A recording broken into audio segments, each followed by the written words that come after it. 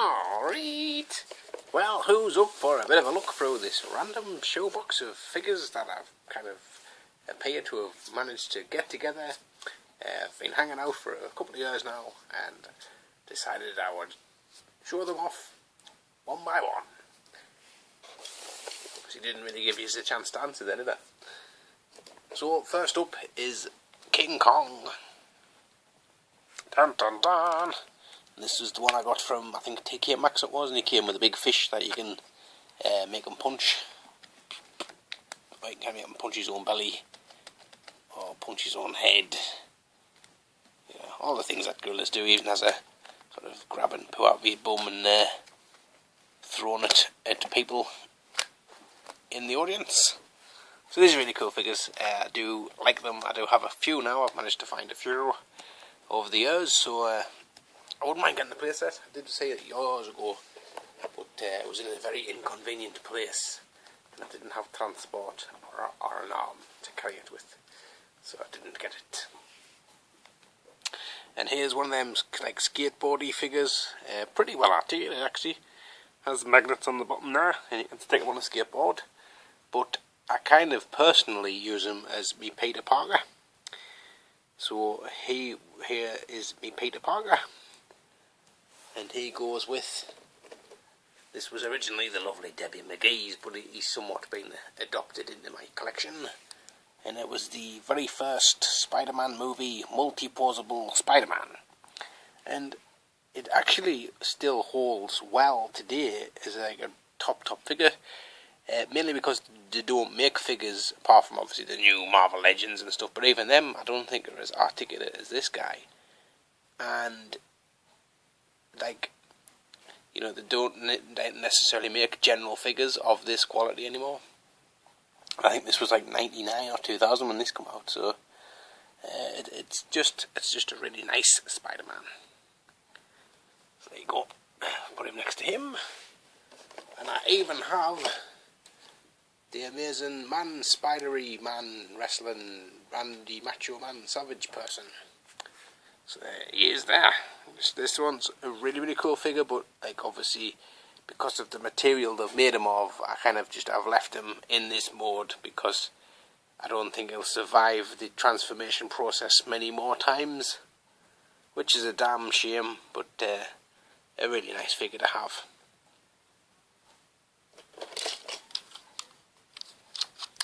And here is me Buzz and Woody from the Buzz and Woody original Toy Story video I did like a couple of years ago now, probably possibly three years ago or something like that. And I did want to point out, whilst I've got you here, I'll just run across the other side of the room. Got this other Buzz Lightyear, and it's the same mould kind of thing, but this one, the original one, has these kind of die-casty knee joints, and this one just has plastic, and you can just totally feel the difference. This one is pure quality. I mean, that's you know, that action feature there just hardly ever falters, and this thing's just, yeah, it's just no comparison really. But this one was something like 10 pence or 20 pence for the band to play with. That one's my original one, so just keep him out the way, stop them from chewing the stickers off and things like kids like to do. And then you got Woody in space. So that's kind of like Woody Lightyear, I guess. Even has a little rocket pack on the back.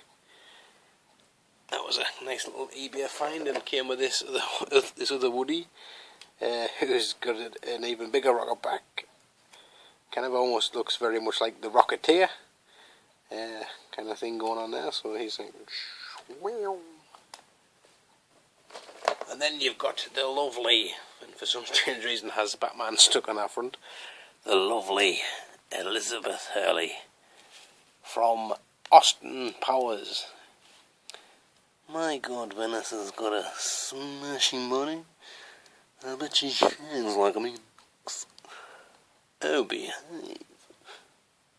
So there you go, that's the lovely Elizabeth Hurley. Looking rather lovely. Nice figure. Sure, my legs don't move like, but I suppose you'd only end up making her lie on her back and doing the akimbo position. Professor X's wheelchair. Unfortunately, Professor X isn't in this box. Nope. So he's obviously lying somewhere on the floor, kind of crawling to somewhere to try and call somebody to come and rescue him. I have Buffy. Pretty interesting figures. Got hair on her. I think the cat must have been sleeping in the box. Wouldn't have been very comfortable with all these figures in it. So yes, the lovely Buffy Maguire there, or whatever she was called, and not a bad likeness to Sarah Michelle Gellar. It's actually nigh on the similar height as her. Another Buffy figure there. You got Scott, or whatever he was called in Buffy the Vampire Slayer.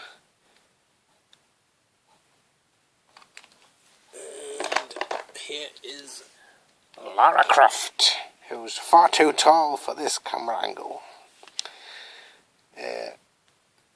Again, from Tomb Raider. This was a wetsuit. Pretty cool figure. It's a shame when this came out, she was kind of a bit too tall to fit in with any of the figures that were kind of out at the time. But still a pretty decent figure. I do have her accessories kicking about somewhere, like, but where I am not sure. Now then, I have no idea what this figure was off. It's a Dark Angel or something like that. I just remember seeing it like dirt cheap, and I thought, pretty half decent looking female figure. Can make her be sort of some way. Yeah, I guess that must be our action feature. So I'll just put her in front of Seth MacFarlane or whatever he's called, and he can do some robot chickening.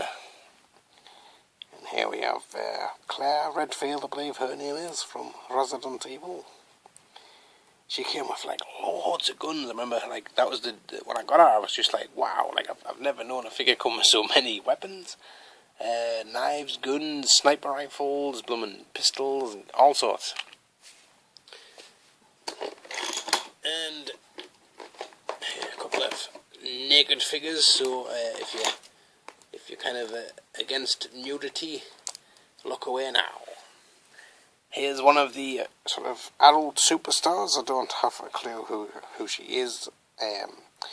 And as a kind of toy collector, I suppose I was kind of curious as to, what it would be like to have a sort of naked, would you call it an action figure? It only really moves its arms and stuff, it doesn't move anything else. But, kind of, I suppose no collection's complete without one of these, I guess. So, there's the butt as well, as you can see there. Pretty good likeness, I suppose. Even got a bit of lettuce in the bottom there as well for everybody. And unfortunately, this one does feature full frontal male nudity. And here he is from the back, and it's some kind of gimp that I got from the pound shop, which I was just kind of totally amazed why the pound shop would sell such a thing, but in some ways I kind of wish I'd kept him in his pocket, really. But so there you go, it's the Naked Burglar. So lock your doors and windows tonight, folks, so this guy doesn't sneak in and sort of steal your I don't even know where I'm going with this, but basically there you go. That is now the box pretty much empty, apart from this Buzz Lightyear who's stuck on top of a car. So there you go. Thanks for watching that. Stay tuned for more random boxes of random figures, I guess, coming your way at some point in the near future, plus other such things along them lines. So thanks guys, and I'll catch you all later on.